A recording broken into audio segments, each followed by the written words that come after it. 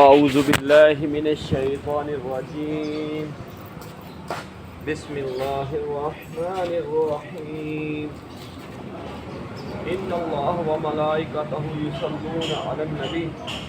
يا أيها الذين آمنوا صلوا عليه وسلموا تسليما اللهم صل على سيدنا ومولانا محمد وعلى آل سيدنا ومولانا محمد وبارك وسلم عليه الصلاة والسلام عليك يا سيدي يا رسول الله وعلى آلك وأصحابك يا سيدي يا حبيب الله الصلاة والسلام عليك يا سيدي يا رحمة للعالمين وعلى آلك وأصحابك يا سيدي يا خاتم النبيين. حضرت ابو حنیفہ یزید بن صہیب سے وہ جابر بن عبداللہ سے وہ نبی پاک صلی اللہ تعالیٰ علیہ وآلہ وسلم سے روایت کرتے ہیں کہ نبی کریم صلی اللہ تعالیٰ علیہ وآلہ وسلم نے فرمایا اللہ تعالیٰ حضرت محمد مصطفیٰ صلی اللہ تعالیٰ علیہ وآلہ وسلم کی شفاعت سے اہل ایمان گناہ گاروں کو دوزخ سے نجات دے گا. یزید کہتے ہیں کہ میں نے کہا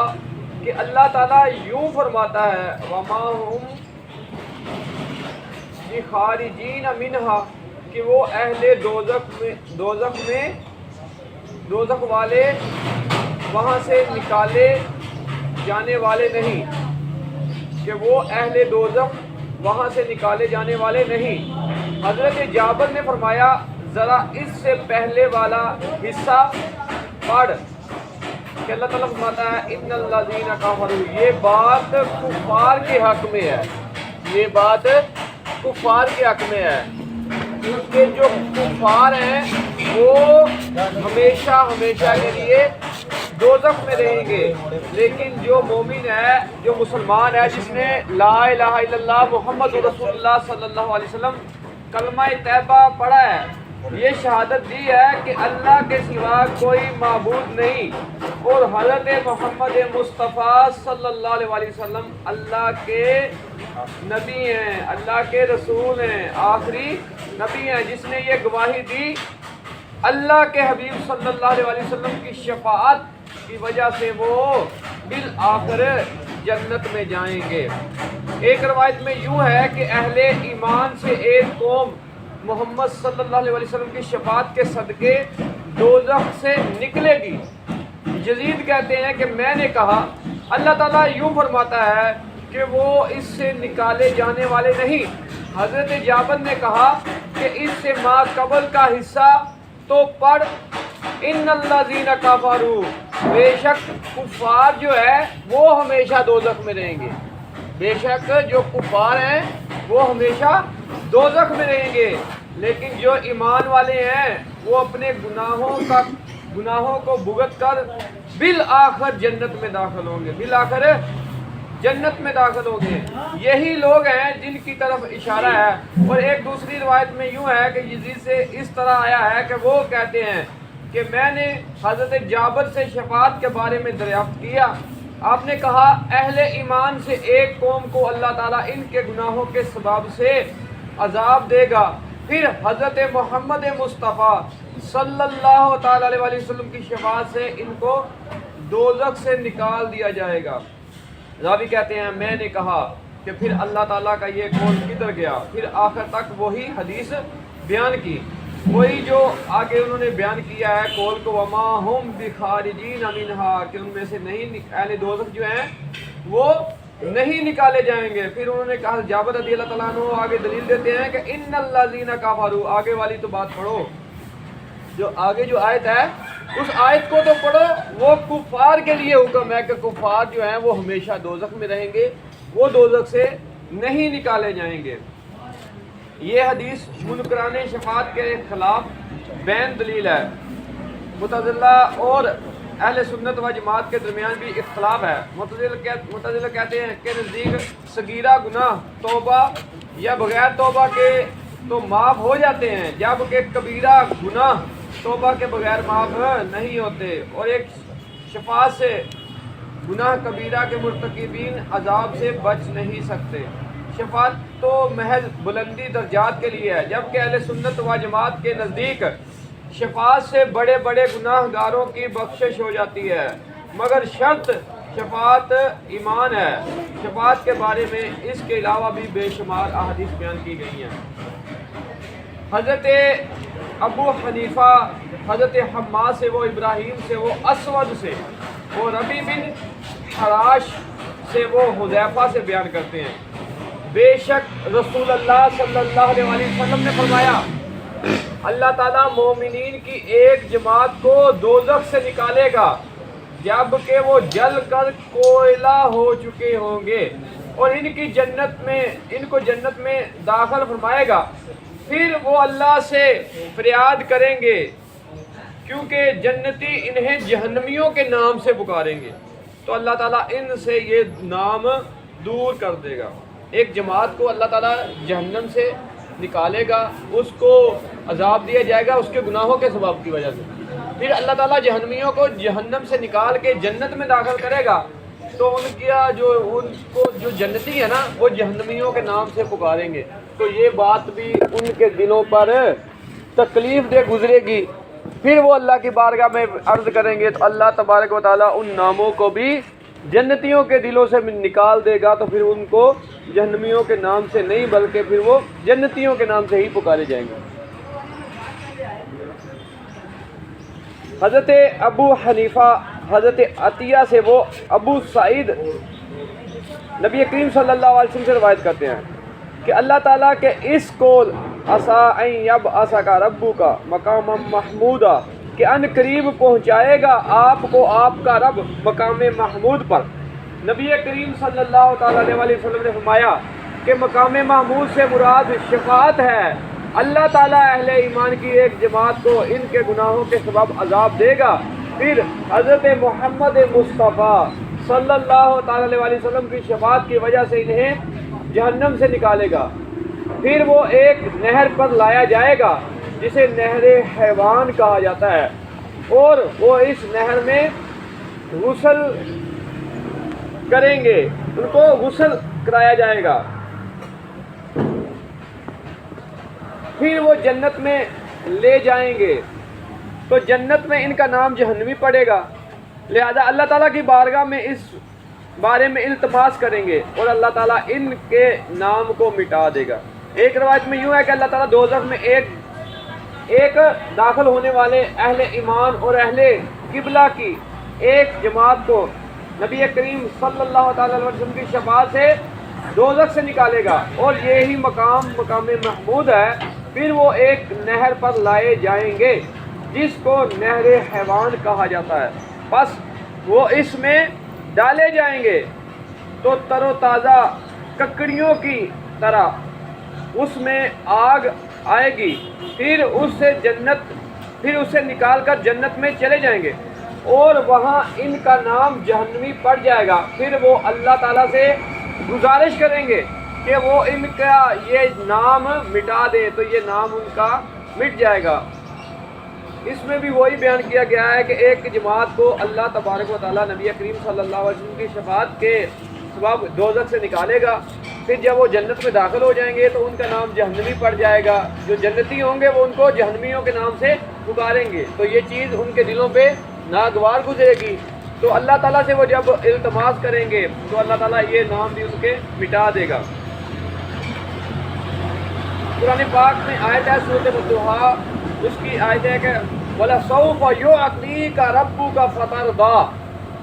اس کا معنی ہے کہ اللہ تبارک و تعالیٰ محبوب آپ کو عنقریب اتنا دے گا کہ آپ اپنے رب سے راضی ہو جائیں گے، آپ اپنے رب سے راضی ہو جائیں گے۔ اسی کے تحت ایک حدیث پاک جو ہے وہ یہ ہے کہ نبی کریم صلی اللہ تعالیٰ علیہ وسلم نے جب یہ آیت اتری تو آپ صلی اللہ علیہ وسلم نے فرمایا، جب تک میرا ایک امتی بھی جنت میں نہیں جائے گا ایک امتی بھی اگر باہر رہ گیا تب تک میں اپنے رب پر راضی نہیں ہوں گا۔ اللہ تبارک و تعالیٰ کو پوری کی پوری مخلوق، ہم جو ہیں ہر ایک کام اس طرح کرتے ہیں کہ اللہ اس سے راضی ہو جائے، نیک کام جو ہے وہ اس لیے کرتے ہیں کہ اللہ اس سے راضی ہو جائے، لیکن اللہ کے محبوب صلی اللہ علیہ وسلم کی شان یہ ہے کہ اللہ تعالیٰ اپنے حبیب کو راضی کر رہا ہے۔ اللہ تعالیٰ فرماتا ہے وَلَسَوْفَ يُعْطِيكَ رَبُّكَ فَتَرْضَىٰ، اے محبوب ہم ان قریب آپ کو اتنا دیں گے، اتنا عطا کریں گے کہ آپ اپنے رب سے راضی ہو جائیں گے۔ تو اللہ کے حبیب کہتے ہیں کہ میرا ایک امتی بھی باہر رہ گیا تو میں راضی نہیں ہوں گا۔ کہ اللہ کے ساتھ، اپنے محبوب کے ساتھ کتنی محبت ہے اللہ کی اپنے محبوب کے ساتھ۔ تو نبی کریم صلی اللہ تعالیٰ علیہ وسلم وہ ذات ہے، جب قیامت کے دن ہر ذات جو ہے وہ نفسا نفسی میں اپنے آپ کو اللہ کی بارگاہ میں پیش کرے گی، ہر کوئی کہے گا نفسا نفسی، تو ہر اپنی جان میں لگے ہوں گے، اپنی جان کی ان کو فکر ہوگی۔ تو اس وقت بھی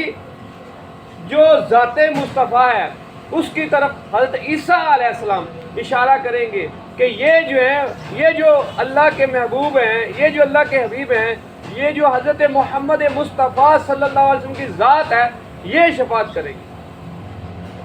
اس کے بعد جب شفاعت کا سب سے پہلے جو سہرا ہے وہ رسول کریم صلی اللہ علیہ وسلم کی سر پر سجے گا، جب آپ شفاعت کریں گے اس کے بعد علماء، حفاظہ اور اللہ کے ولی، نیک بندے وہ بھی شفاعت کریں گے، یہاں تک کہ جو ہم حجر اسود کو چومتے ہیں عمرے کے دوران یا حج کے دوران جب جاتے ہیں تو حجر اسود بھی اس بندے کی شفاعت کرے گا جو بندہ اس کو چومتا ہے، جا کے بوسہ لیتا ہے۔ تو جو شفاعت جو ہے یہ قرآن و حدیث سے ثابت ہے، اور نبی کریم صلی اللہ تعالیٰ علیہ وسلم تو فرماتے ہیں کہ جب تک میرا ایک امتی بھی باہر رہ گیا تو میں تب تک اپنے رب پر راضی نہیں ہوں گا۔ تو اللہ تبارک و تعالیٰ نے اپنے پیارے حبیب صلی اللہ علیہ وسلم کو جو مقام دیا ہے وہ انسانوں کی عقلوں میں نہیں آ سکتا۔ جو اللہ تبارک و تعالیٰ نے اپنے حبیب کو مقام دیا ہے، آج 1400 سال ہو گئے ہیں، ہر بندہ کتنے 1400 سال میں کتنے لوگوں نے، کتنے علماء نے قرآن پاک کی تفسیریں کی ہیں، آپ صلی اللہ علیہ وسلم کی جو احادیث ہیں ان کی تشریحات کی ہیں، لیکن آج تک ان علوم پر پورا کوئی نہیں اتر سکا۔ وہ جب وہ وقت گزرتا جاتا ہے، جو بھی آگے تفسیر کرتا ہے اس میں نئے سے نئے معنی نکلتے ہیں۔ ایسا اللہ نے علم دیا ہے، اللہ تعالیٰ نے ایسے اپنے پیارے حبیب صلی اللہ علیہ وسلم کو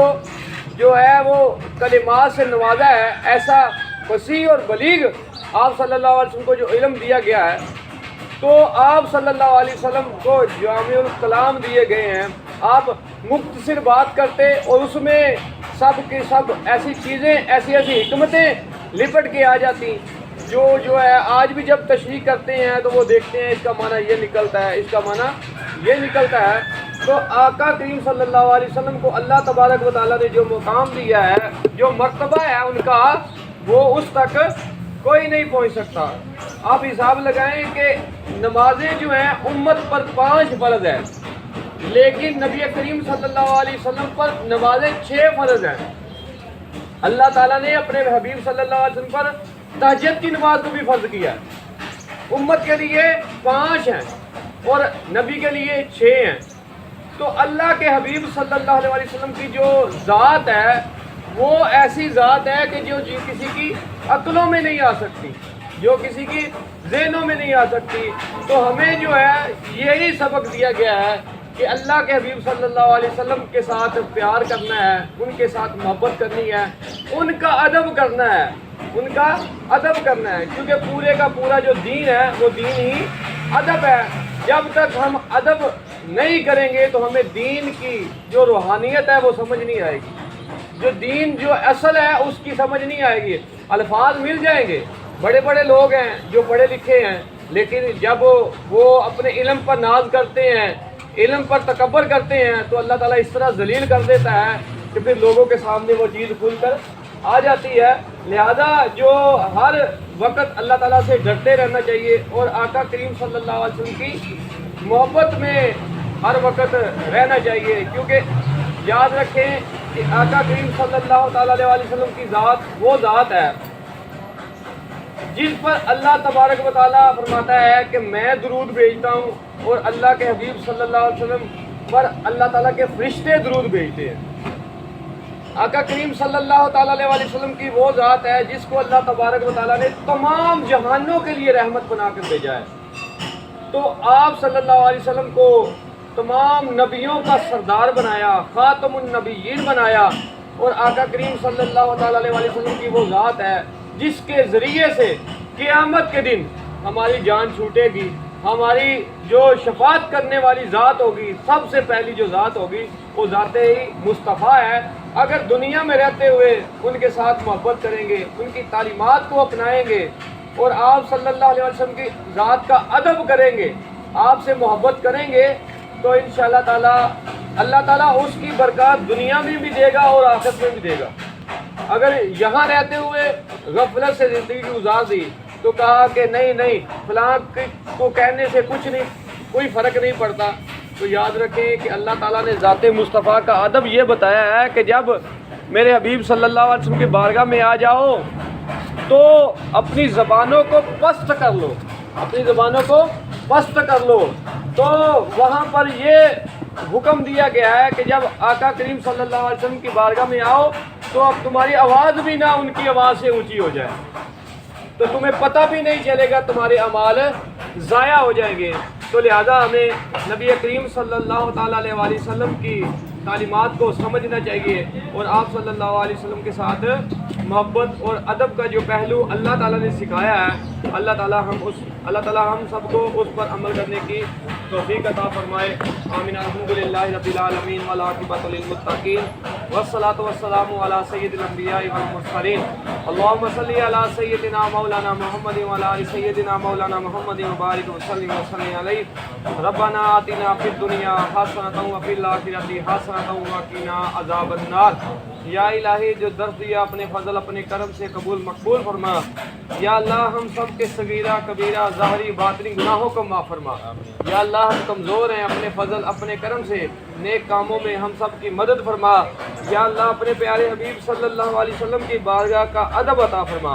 آپ صلی اللہ علیہ وسلم کی سچی محبت عطا فرما۔ جہاں کہیں بھی مسلمان پریشان حال ہیں یا اللہ سب کی پریشانیوں کو دور فرما،